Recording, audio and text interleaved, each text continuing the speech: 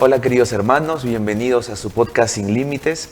Hoy tenemos con nosotros a Monseñor Paco, es un misionero dominico y que está en nuestras tierras peruanas y de manera especial en el Vicariato Apostólico de Puerto Maldonado, desempeñando este servicio hace muchos años. Buenos días, Monseñor, ¿cómo está? Buenos días, Ítalo, Fray Ítalo, hermano. ¿Qué tal? Qué gusto. ¿Hace cuánto tiempo usted está trabajando y sirviendo al pueblo de Dios aquí en el Perú? El día 14 de noviembre hará 30 años. 30 años. ¿Cómo surgió ese deseo o cómo empezó a conocer? Porque usted es original de España, ¿no? Sí. De Castroñuño, me parece. Sí, el pueblo donde nací, pequeño, 800 habitantes tiene ahora, pero es precioso, muy bonito. Pero mi familia se trasladó a vivir a Medina del Campo, que da unos 35 kilómetros de ahí, ya es una ciudad de 20.000 habitantes así, y estando ahí, yo hice la secundaria ahí, pero no la acabé porque se me metió en la cabeza no querer estudiar. Y entonces a los 15 años me metí en una fábrica grande que había allí, que construía puentes metálicos y las torres de alta tensión. Claro. Era lo que hacíamos ahí. Y entonces allí estuve de los 15 a los 20 años. Y como a los 17, 18, conocí a un grupo de jóvenes, eran como 150 o así más o menos, y resulta que estos jóvenes tenían un club, se llamaba Legio Club, y en él había un dominico. A mí me parecía joven entonces, tenía 39 años, él había estado de misionero aquí en Sepagua y había ido allá para cuidar a su mamá. Y estaba de capellán en las monjas dominicas de clausura que había en Medina. Ahí tenía organizado este club de jóvenes que era increíblemente movido, que buscaba estar haciendo de todo, desde teatro, desde grupos de oración, grupos de visita a ancianos o impedidos para ayudar. Es decir, yo me encontré con esta realidad religiosa, a mí me atrajo y me metí ahí. Claro, eso sí. Y entonces, bueno, para los que desconocen un poquito, Sepagua es una comunidad que está en el río Urubamba, en el Bajo Urubamba, ¿no? Sí. Pero ya forma parte del departamento de Ucayali, geográficamente hablando, ¿no? Exacto. Entonces, bueno, tuvo ese acercamiento con el fraile y cuando ya ingresó al convento en España, Sí. ¿cómo fue la decisión para decidir venir al Perú y elegir este lugar, ¿no? Teniendo la provincia de España tantos otros lugares de misión también. Sí. El asunto procedía de eso. El padre Aurelio Naranjo, que así se llamaba, no hacía más que hablarnos de Sepagua y de los grupos indígenas que había allí y de la vida que hacía. Entonces nos fue metiendo dentro de ese mundo y en un principio éramos 5 jóvenes que decidimos venir para aquí. Yo tenía entonces 18 años o así cuando decidimos esto, pero el asunto era que yo no tenía acabada la secundaria. De los otros, 2 no tenían acabada la secundaria y de los otros se retiraron. Ellos eran profesionales, pero se acabaron retirando. Entonces, a nosotros se nos dijo, ¿a qué van a ir allí tan jóvenes, pero sin ningún tipo de herramienta, no tienen ni estudios ni eso? Acaben primero aquí, les hacemos acompañamiento y luego van para allá. El principio era venir a misiones, no ser ni dominico ni sacerdote. Solo como un joven Eso es. misionero que quería conocer la Amazonía. Así fue. Y después de eso, intentando hacer eso, es como conociendo a los dominicos, viviendo en comunidades de allá de ellos, viéndoles, es como nos vamos ya adentrando dentro del espíritu dominicano y ya nos atrapa. y se enamoró de la orden dominicana Así es. y decidió venir al Perú. Cuando viene al Perú, ¿cuál es el primer destino de su asignación aquí en estas tierras? Aquí estamos, en Quillabamba. Quillabamba. Quillabamba fue, era el año 96 y bueno, el impacto fue fuerte pues porque yo ya tenía 44 años cuando vine aquí y resulta que, bueno, pues todo era desconocido y todo era nuevo, pero realmente aquí había mucho trabajo, había grupos, había comunidades en el campo. Yo recuerdo que en un momento dado yo llegué a tener 17 comunidades. 17 comunidades. Extenuante, ¿no? Parece Sí. que el trabajo en América, o sobre todo en la Amazonía, es más extenso pastoralmente, ¿no? Y nos han contado que usted ha sido promotor vocacional y que convocaba a muchos jóvenes. ¿Cómo fue esa experiencia durante ese momento en el que usted desempeñó esta función importante, ¿no? De promover jóvenes para la orden? No, es que el vicariato no podía tener vocaciones. Entonces, en el año que yo llego, 96, en el 97, se hace ese cambio y se admita que el propio vicariato tenga vocaciones dominicanas, porque para el seminario sí había. Había bastante, sí. Entonces, aquí lo hicimos, yo me acuerdo que digo, bueno, pues nada, hice una cosa, lo que me pareció que debía de hacerse, y empezamos a convocar, y convocábamos por la radio de Quillabamba, y me acuerdo que la primera vinieron más de 60 jóvenes. Paso.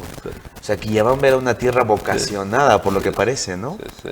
Y de esos acabaron yendo en un año, en otro, porque a algunos les hicimos esperar porque no tenían acabada secundaria, hicieron secundaria aquí. Y esto, pues fueron un grupo de unos 25 a lo largo de los 4 o 5 años que yo estuve de promotor. De promotor vocacional, Sí. ¿no? Bueno, luego viene lo que ya vamos conociendo, nuestra experiencia aquí dentro de las misiones. ¿Otro lugar aparte de Quillabamba donde usted haya desempeñado el ministerio? Sí. A finales del año 99 resulta que me llaman y me dicen, has sido elegido superior o prior, ya no me acuerdo cuál era entonces, de Puerto Maldonado. Del convento en aquel entonces, me parece, era convento, de San Jacinto de Puerto Maldonado, ¿no? Y entonces me tocó otra vez, yo había estado aquí 3 años y pico, muy feliz, con mucho trabajo, pero realmente muy feliz, muy contento. Y bueno, pues me surgió eso y tuve que ir para allá, y claro, allí fue otra realidad nueva. No era ya la acogida, el mundo cariñoso de Quillabamba y de sus gentes, sino que allí era otra cosa, era gente de aluvión, gente que venía de todo Perú y de fuera también del extranjero. Y bueno, pues fue otra realidad y tuve que reiniciarme otra vez. Adaptarse, ¿no? Exacto. Adaptarse. Bueno, es complicado los trabajos pastorales y mucho más cuando uno vive una primera experiencia agradable como fue aquí y luego tener que reubicarse en otro lugar donde la vida, la cercanía es muy distinta, ¿no? Sí. ¿Y cómo viene esta propuesta para que usted sea el obispo de Puerto Maldonado? ¿Nos podría compartir? Sí, sí. Hubo una trampa ahí. Porque en diciembre del año 99 a mí me llamaron a Lima. Ok. Y entonces me hicieron la propuesta de ser obispo y yo me pegué tal susto y estaba tan fuera de mí. Y llevaba 3 años adaptándome, yo veía la cantidad de frailes que había con mucha experiencia y yo dije que no, claro, y entonces lo dejamos así. Claro. Lo dejó. Le convocó la Nunciatura Apostólica. Exacto, sí. La Nunciatura Apostólica, para los que nos ven y escuchan, es, vamos a decir, la representación de la Santa Sede ante los Exacto. países y donde usualmente es el nuncio quien transmite los deseos del Santo Padre, vamos a decir, a los hermanos que son convocados para ser obispos, ¿no? Sí, sí. Y entonces pasó esta experiencia primera en donde usted sentía que era un cambio rotundo, entonces dijo que no por el momento. Sí, sí, sí. A mí me acuerdo que me metió miedo incluso cuando el nuncio me dice, usted ha sido nombrado vicario apostólico de Puerto Maldonado. Y dice, ¿y eso qué es? Dice que va a ser obispo ordenado por Juan Pablo II. Juan Pablo II. Entonces yo me pegué tal susto, me dejó unas horas para pensarlo y yo pues decidí que me parecía que no era el apropiado y entonces dije que no. Que no. En eso. Entonces, en esta primera parte, Sí, me llaman para Puerto Maldonado, ahí estaba la trampita. cuando ya regresa, Claro, no, cuando sale de la Nunciatura, salgo de eso, yo me vengo aquí, empiezo ese mes de diciembre que era pues bien agitado de cosas, muchas cosas, y de sí. acciones, celebrando las Navidades en las comunidades, y entonces cuando me llaman de que he sido nombrado prior de allá, de una comunidad y párroco de allá. Es cuando me voy para allá, pero había también como una trampita, es decir, aquí le vamos a coger mejor. Yo creo que era. una encerrona, como decimos. Yo fui inocentemente para allá y bueno, pues allí estuvimos esperando. Había pasado un año y medio y otra vez es cuando llaman de la Anunciatura. Otra vez. Otra vez llamaron, entonces yo voy para allá, no pensaba ni por lo más remoto que era para eso, sino para algún candidato nuevo que había, porque estaban corriendo por ahí, y había consultas y tal, y yo digo, yo no sé, preguntaban por alguna vez. Yo fui para allá y otra vez me viene. Le viene la...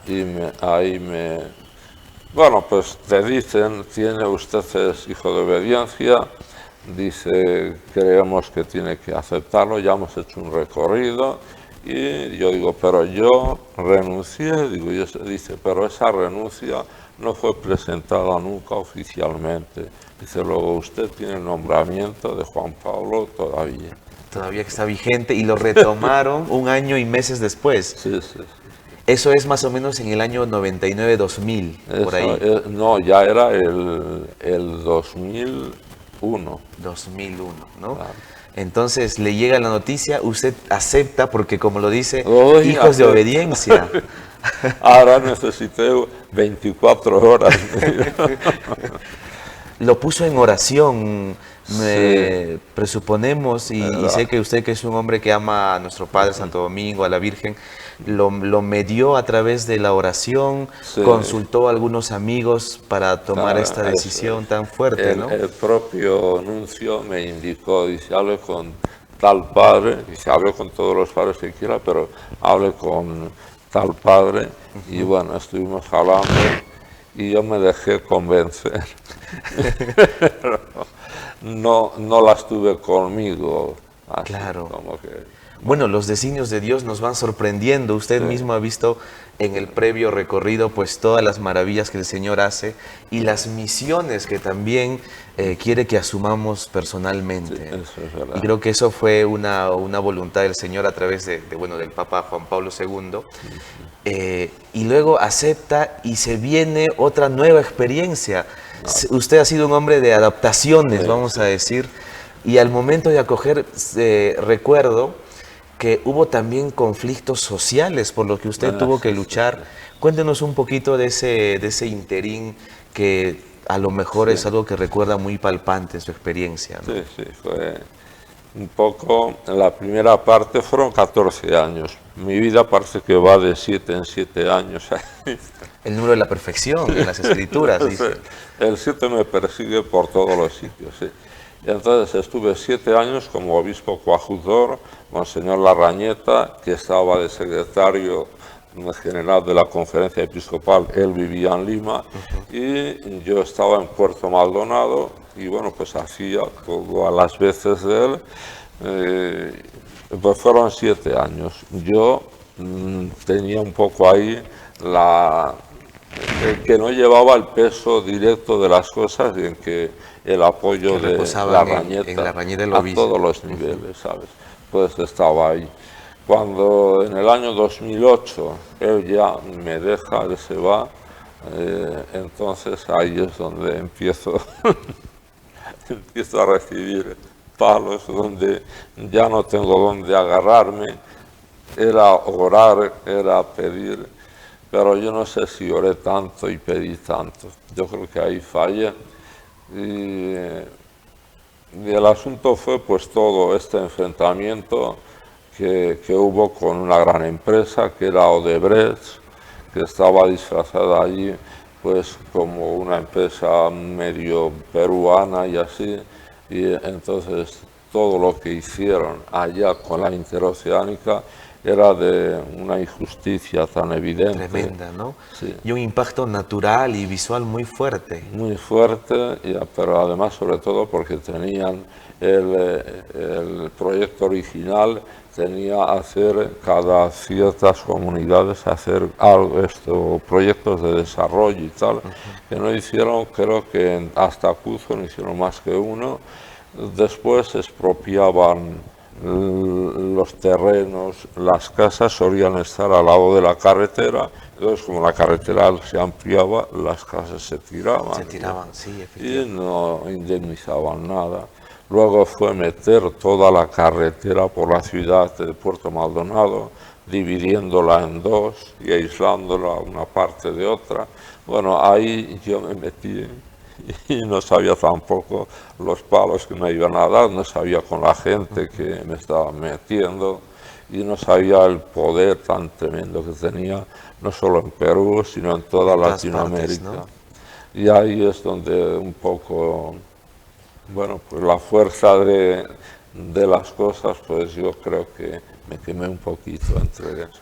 Creo que me vino muy bien para luego el posterior desarrollo que he podido tener, yo diría de conversión o de más conversión, me vino muy bien. No renunciaría a todo lo mal que me pasó y quizá también a lo mal que hice para haber podido llegar a una situación donde yo ahora realmente miro hacia Jesús y le veo ese Jesús cercano al que le estoy hablando y con el que estoy teniendo una relación que quizá tenía que pasar por esa purificación para llegar al momento actual. Claro, además Jesús también acompaña a los que elige, tenemos esa convicción, ¿no? Y aunque a veces no lo sintamos tan fuerte, pero sabemos que Él está con nosotros, va guiándonos y va también vislumbrando nuestro camino. Los que conocen Puerto Maldonado ven que la misma ciudad actualmente está dividida por esta pista interoceánica, en donde han privatizado una calle, dejando las casas incluso un espacio muy mínimo, que no puede entrar ni la luz, no puede haber un tránsito fluido y que incluso han hecho un poco lejana la misión de San Jacinto. Quedó aislado. Quedó aislado completamente y además que han roto con la belleza propia de la Amazonía, de la selva, que es Puerto Maldonado, ¿no? Que está en medio de la selva del suroriente peruano y que le han quitado la belleza maravillosa que antes tenía, pero que con estas realidades tan complicadas han hecho que poco a poco se vaya urbanizando de una mala manera, ¿no? Sí. Y además me parece que Puerto Maldonado es muy peligroso en ciertos aspectos. Claro, tiene todo lo de la situación de la tala ilegal que lo tenía y que provocaba realmente pues un montón de desaciertos y de actuaciones ilegales y de situaciones que desequilibraba la vida de la gente, de las comunidades. Pero no solo eso, estaba todo lo que era el oro, la extracción del oro, que en unos años aquello fue, es decir, fue la extinción de todo tipo de vida a lo largo de kilómetros y kilómetros y que no solamente aniquiló la naturaleza, sino que fue aniquilando a los propios hombres y mujeres que vivían en todo ese entorno, Claro. tanto por la polución del azogue que utilizaban, el mercurio, y que realmente incidía en la vida y En la salud. En la salud, sí. Hicimos experiencias de medición de contaminación de eso. En Puerto Maldonado, toda persona que llevaba más de 6 meses viviendo tenía ya el mercurio en el cabello. Y con todo esto, la prostitución, ¿sabes? La droga, el alcoholismo, y después, cuando ya empieza a salir demasiado oro, entonces se provoca lo de las bandas de asaltantes, Criminales. asesinatos y todo eso. Y hasta ahora es una tierra de nadie, me parece. Una Hay tierra muchos de sitios. nadie. En vez de ir a mejor, por eso se fue denunciando, se fue avisando. Nosotros avisábamos, íbamos al Congreso, hablábamos con congresistas, planteábamos estas situaciones y yo lo que he visto es que ha ido a peor, pero multiplicándose realmente. Una indiferencia total de los organismos del Estado.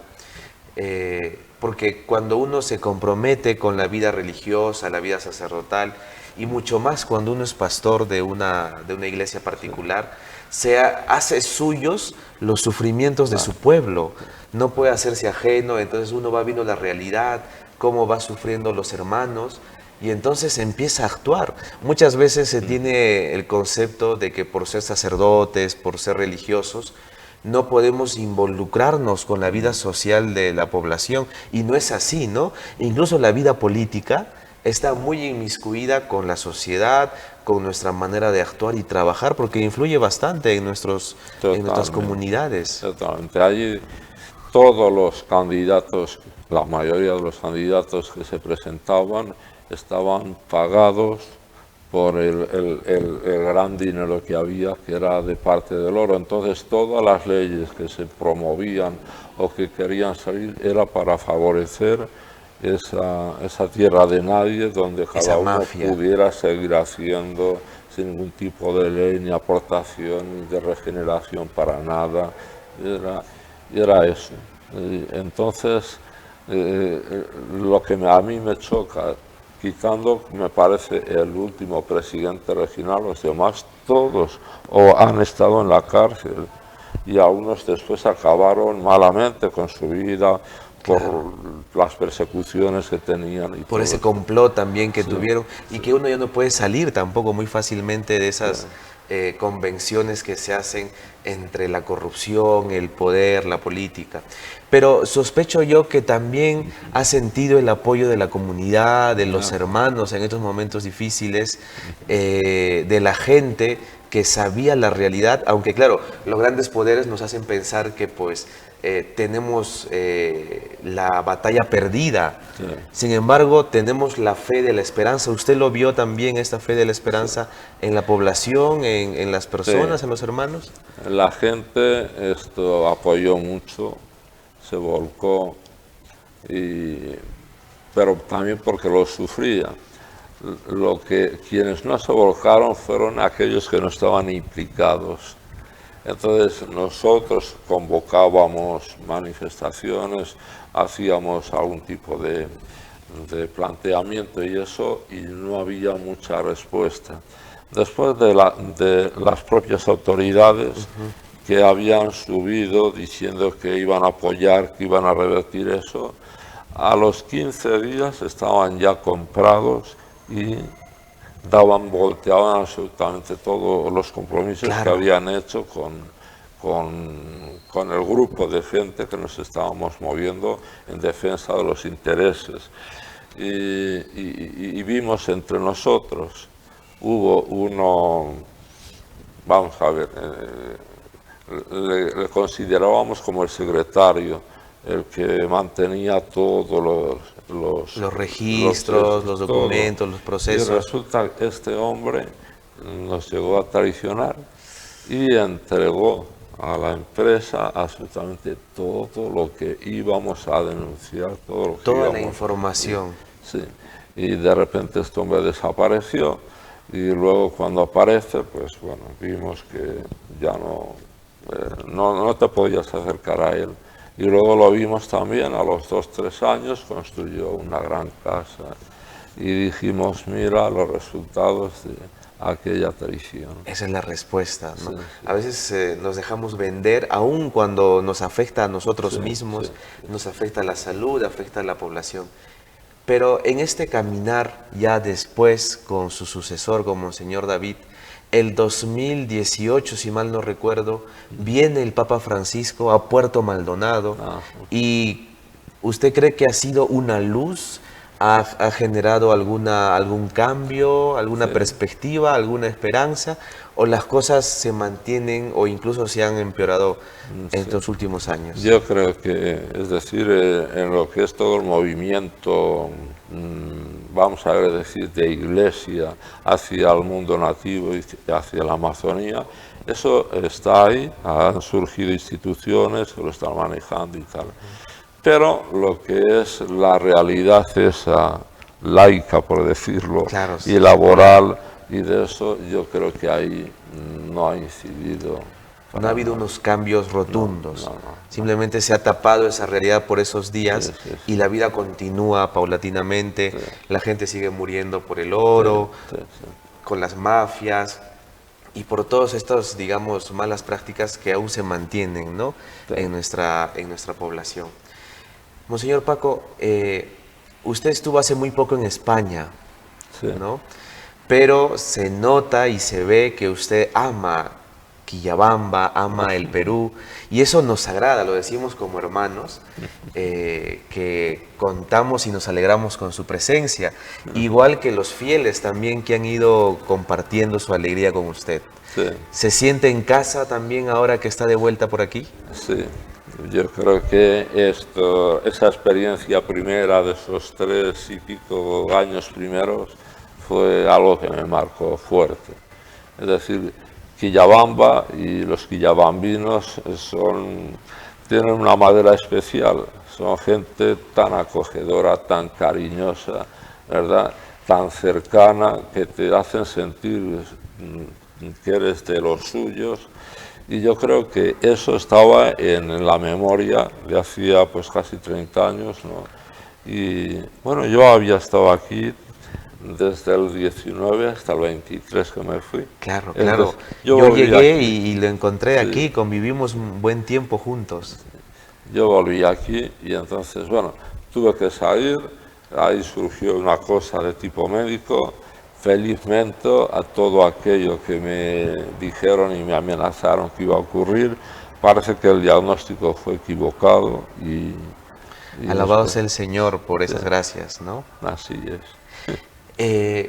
Y hace poco tuvimos la partida, yo considero un gran amigo nuestro, el padre Luis Verde. Sí, Usted estuvo en España en ese momento, pero la amistad, aunque sea a distancia, se mantiene siempre.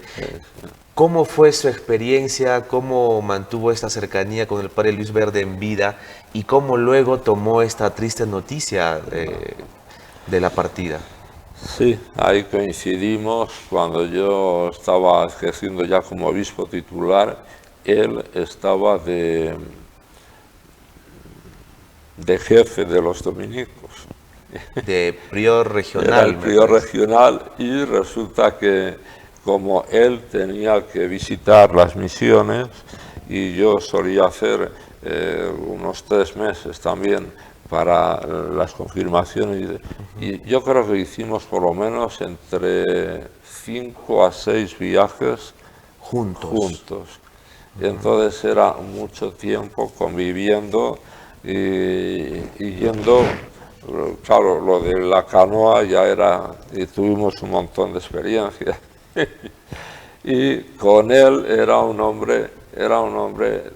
muy bueno, una persona realmente, no solía alarmarse por muchas cosas, traía mucha paz y esa paz te la transmitía.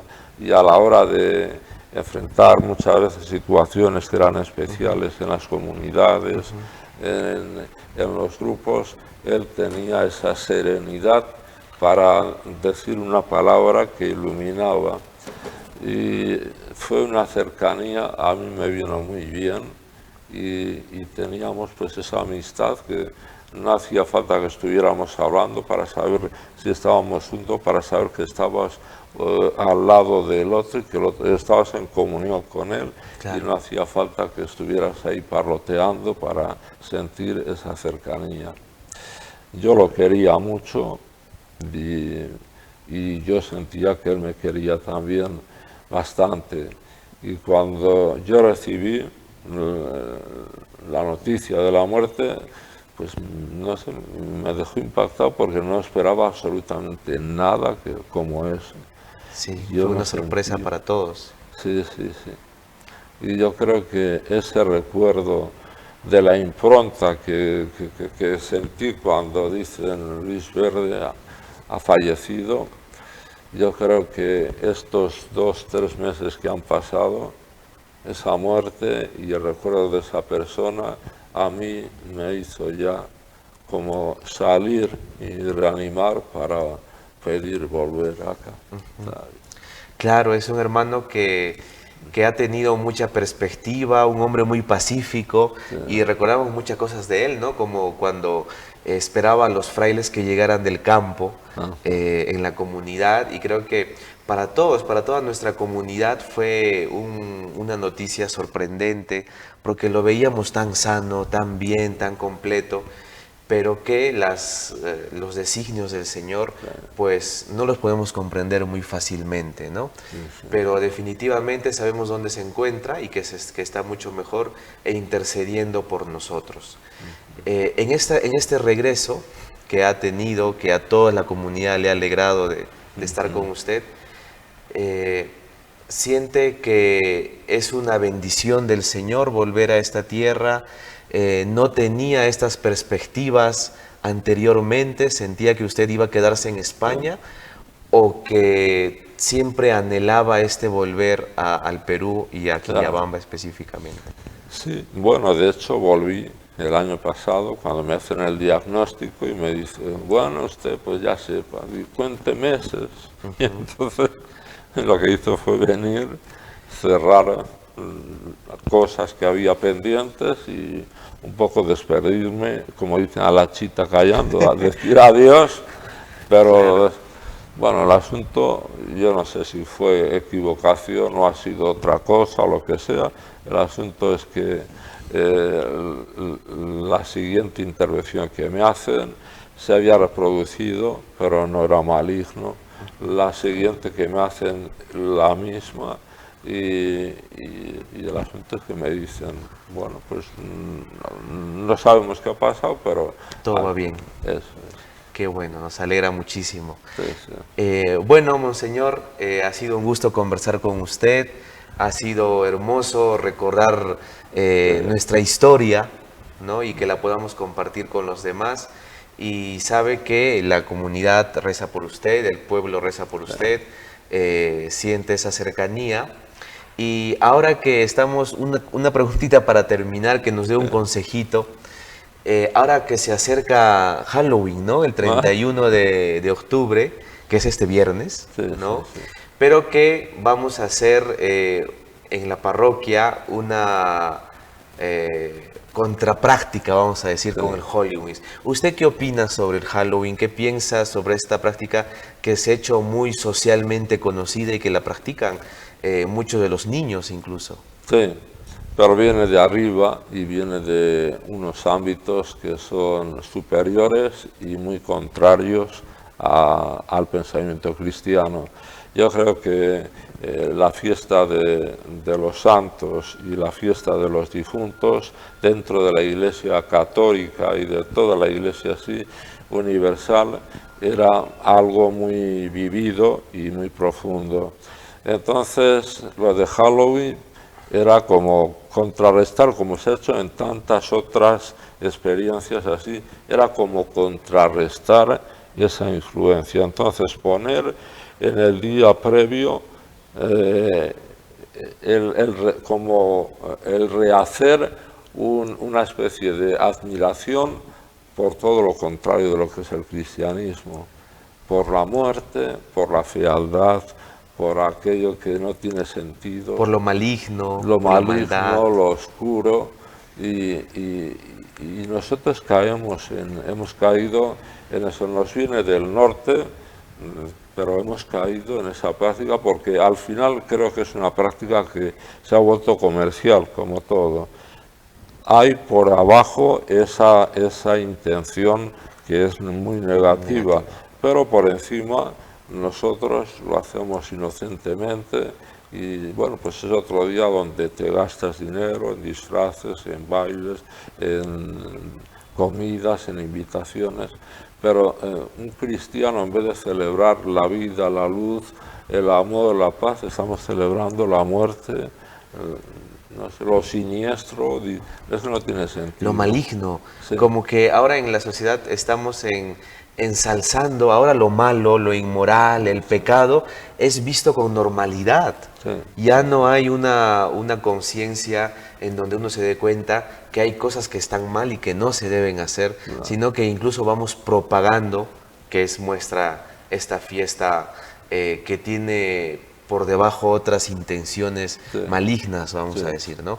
Entonces nos invita a no practicar estas cosas que se van viviendo y se van dando incluso socialmente, como dice. Yo creo que somos demasiado inocentes a la hora de adentrarnos en este tipo de cosas, ¿sabes? Me parece como que no tiene, que es todo broma, que no tiene ningún tipo de repercusión en que lo sigamos, etc. Pero resulta que sí que hay, porque hay seres de oscuridad que están detrás de todo ese festival de la no vida, de la no luz, de la el no gozo, de la no alegría sana, y que están interesados realmente en promover todo eso y en quitarnos la inocencia de aquellos que buscan la luz, que buscan al Creador, que buscan esa paz que viene de lo alto. De Dios, ¿no? Sí. Muy bien, muchas gracias, Monseñor, por este tiempo, gracias por haber venido a nuestra entrevista, a nuestro podcast, por compartir con nosotros este espacio. Y bueno, no sé si algunas palabras finales, algún mensajito, ¿todo bien? Todo bien, yo creo. Ahí sería. Yo creo que debemos animarnos, y sobre todo los quienes creemos en Cristo y seguimos a Cristo, saber que siempre, si nos agarramos a Él y acudimos a Él, la victoria para nuestra vida, nuestras situaciones personales, nuestras muertes quizá que tengamos porque no vivimos en plenitud, tenemos que tener la esperanza de que Él realmente está siempre ahí, está detrás, está para apoyar, está para levantarnos y está para elevarnos a la condición de hijos de Dios, que son amados y que realmente tienen una experiencia absolutamente positiva y esperanzada de la vida y de la muerte. Muchas gracias, Monseñor, gracias por su mensaje. Muy bien, queridos hermanos, un gusto, ha sido nuestro podcast Sin Límites y nos vemos en el próximo programa.